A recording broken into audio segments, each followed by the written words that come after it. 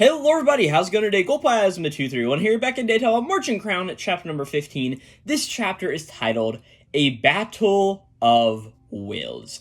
And yeah, good chapter title. I mean, in this chapter of Märchen Crown, we see, of course, Michael and King Ilya go back and forth fighting in this whole battle of wills, who has a stronger love for their companion.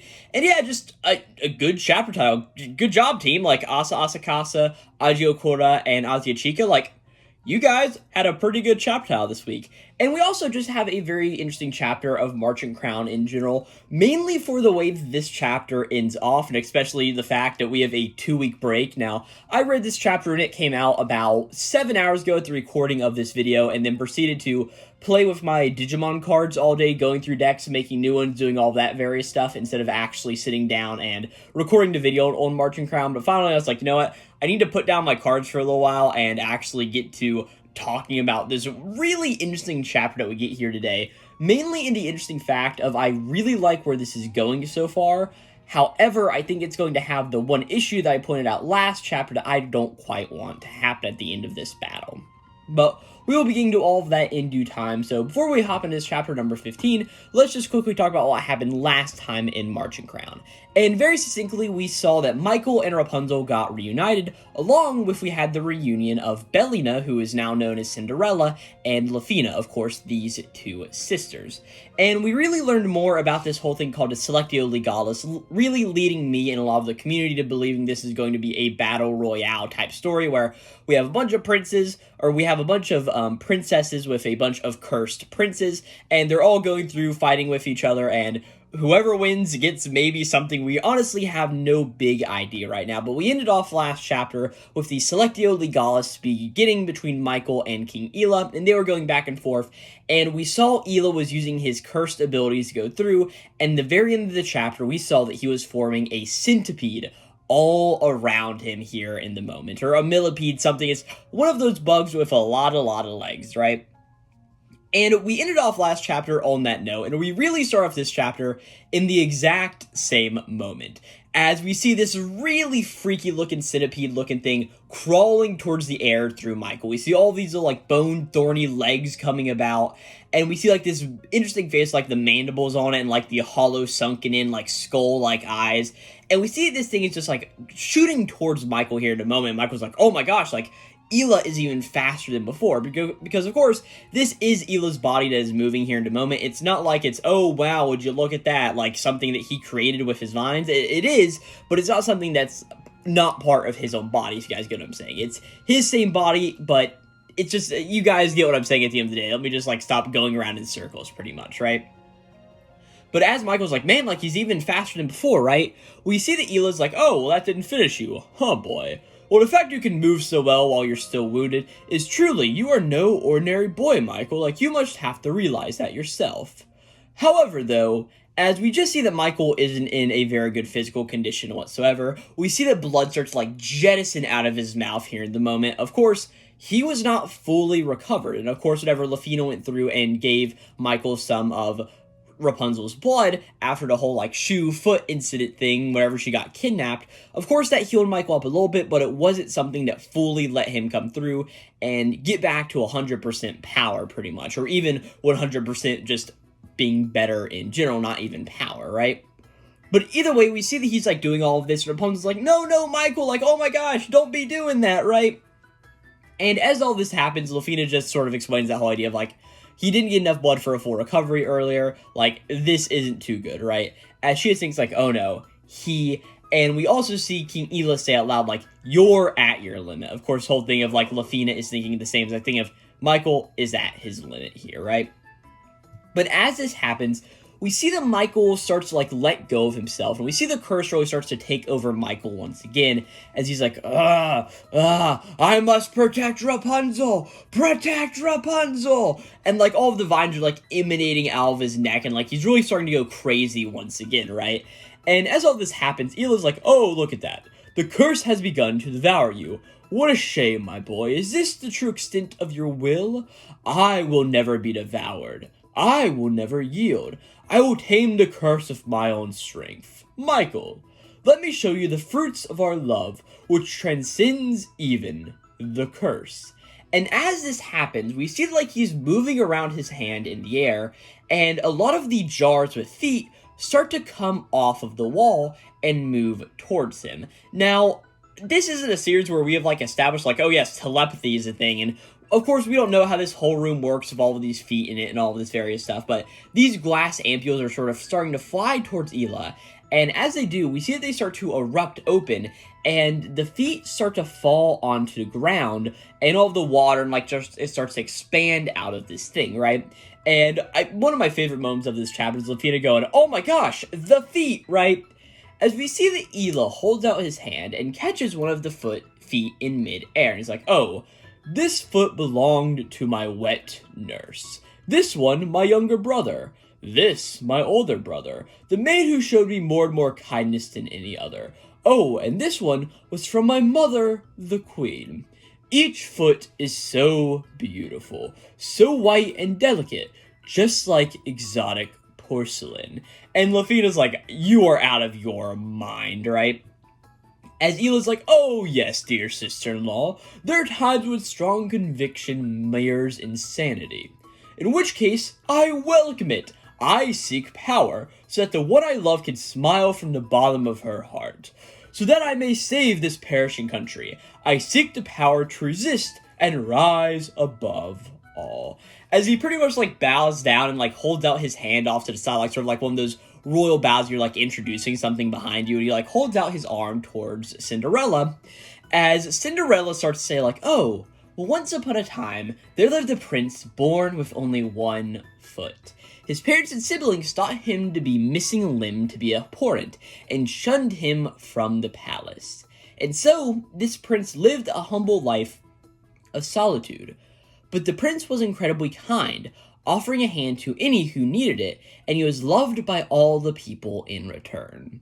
And one day, he would meet a lone girl. A girl just like him who had no left foot and was bullied and persecuted by villagers and family alike. It was as if the prince and the girl had been drawn by fate together. And so the prince would resolve to create a world where no one could hurt her, where they could live happily ever after. Of course, giving us the whole story of Prince Ilya and Cinderella here in the moment, right? There's a few interesting things here about this whole montage. Of course, we had never seen Ilya's foot before, if I'm not mistaken, before this. We may have seen it in chapter number 11, and actually I'm going to quickly pull up chapter number 11 while I'm going over all the rest of these topics, but we did not know that Ilya had pretty much like a bum leg until this point, right? So, a little bit of an interesting thing. This also makes sense to why Cinderella is in a wheelchair if she doesn't have a leg and doesn't want to wear like a peg leg or something like we see Ilya wearing here. A little bit of an interesting thing there, right? Another very interesting thing is if we remember back to the leader of the Ankle Reapers, who we've seen a good little while ago, he pretty much had like that like very rounded face and like the short stockier guy, and we see that Ilya is actually interacting with this dude here on page whatever page the flashback is, or the story time is pretty much happening on, right? As we just see, like, his exact face, like, we can tell it's the exact same guy. So, maybe this is how Ilya met this dude. I mean, presumably it is, and then just loyalty got sort of shared around from there, pretty much. But a little bit of an interesting thing, like, oh yeah, just look at this guy, pretty much, right?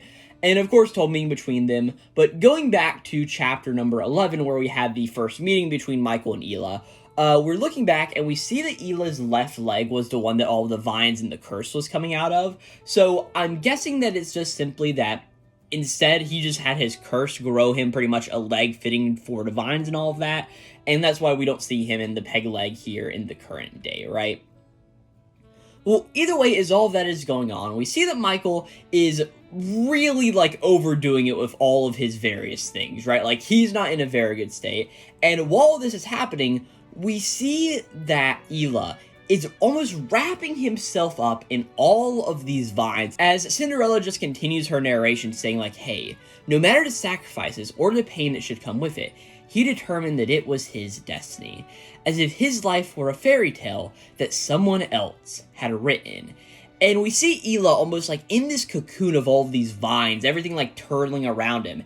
And we see these vines go through and start to, like, absorb the nutrients from these feet, like, burrowing their way into all the veins and the muscle of these preserved feet. And we see Lafina's like, what is he doing? He's absorbing them, right?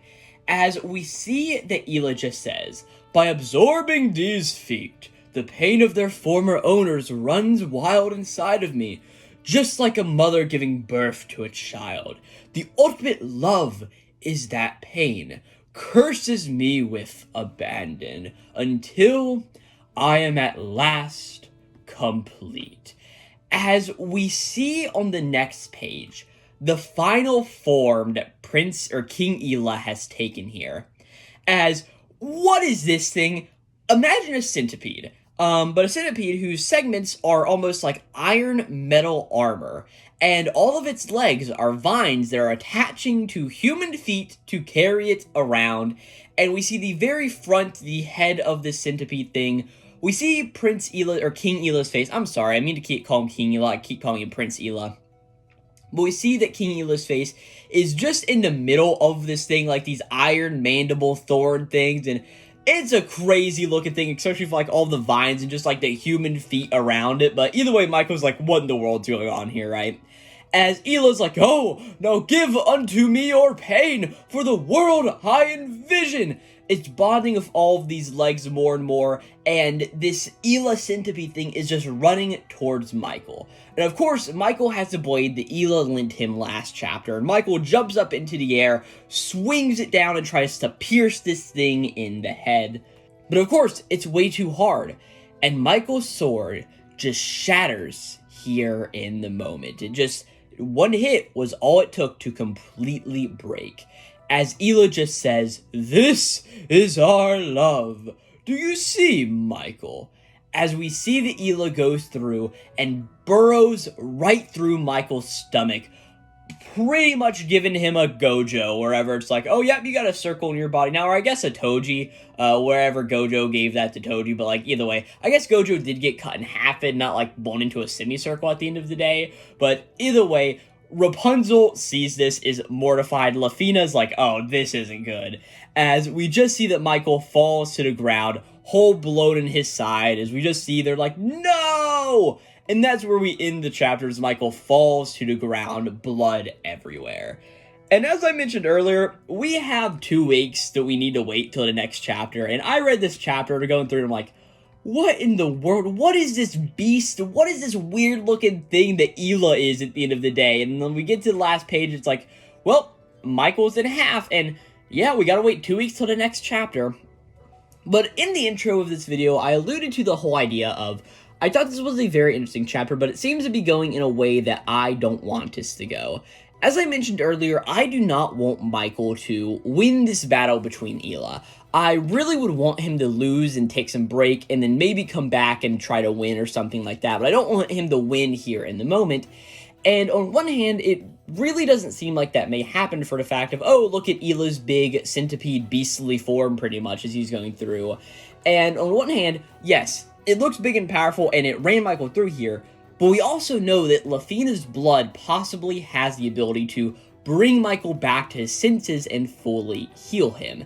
And maybe this is going to be something like, oh no, the irony of like a foot for a foot, Rapunzel cuts off her foot to like feed Michael or something like that, but I can also see the world and where that happens, Michael just gets up and is able to win the day here in a second. I just don't necessarily want that to happen, and of course, I don't know if that's going to happen or not. It's one of these things where we're just going to have to wait and see a little while, but besides that, this is just a really interesting chapter. Like, I'm going to just keep talking about it, just the form that Ilya takes is just so weird. And I really don't think I've ever seen something like that in a manga before, where it's just like, oh yes, you use this vine power to turn into this centipede that almost like has this metal coated armor, maybe like the vines just like so tightly bound together. And of course the whole reveal of like, oh man, all the feet are being used for this as all of these negative emotions flow into Ilya so he can end up protecting Cinderella. It's like, there are so many weird things going on here, man. And of course the whole thing of like, hey, Cinderella did not have a leg either, and Ilya didn't either, and because of that, the two of them met, fell in love, all of that various stuff. We get this image of the whole thing of like, Cinderella was persecuted by both villagers and family alike. So was Lafina part of this persecution? Was she like a bully back in the day or something? I feel like we may get a flashback more in depth on that later on whenever Lafina has more of a, like, direct role or confrontation with Cinderella during this arc, but really just a lot of interesting things we get here. But even still, I just don't have a lot to say about this chapter, mainly for the fact of it ends off on a massive cliffhanger, and we're just going to have to wait to see what happens next time in Märchen Crown. But yeah, either way, just thank you guys so much for watching this video on Märchen Crown chapter number 15. Again, this chapter was titled A Battle of Wills, for the main fact of, yeah, it's the will of the people that Ilya is going through and, like, taking all these negative emotions for his will to save Cinderella. Of course, we have all the things that I mentioned earlier of, like, oh man, it's almost like his life is a fairy tale. Oh my gosh, like, don't say any more of this. Like, we know your name is Cinderella, Rapunzel, all this other various stuff, but either way, again, just thank you guys so much for watching. If you want to see more content on this channel about Märchen Crown, well, I've talked about every chapter here on the YouTube channel. So there'll be a playlist link down in the description box of this video, along with the end card of this video. So go check all that out. And if you want more anime and manga related content, well, lucky for you, I cover a lot of other anime and manga on the Glowplasma channels. Just go to @Glowplasma on YouTube, or just like click on my name in the description of this video and see all my other content there. But yeah, with all that out of the way, I will see you guys in 2 weeks for Märchen Crown chapter number 16. Again, this is chapter number 15, a really crazy weird one, and I'll catch you guys next time. This will be Glowplasma 231, signing out.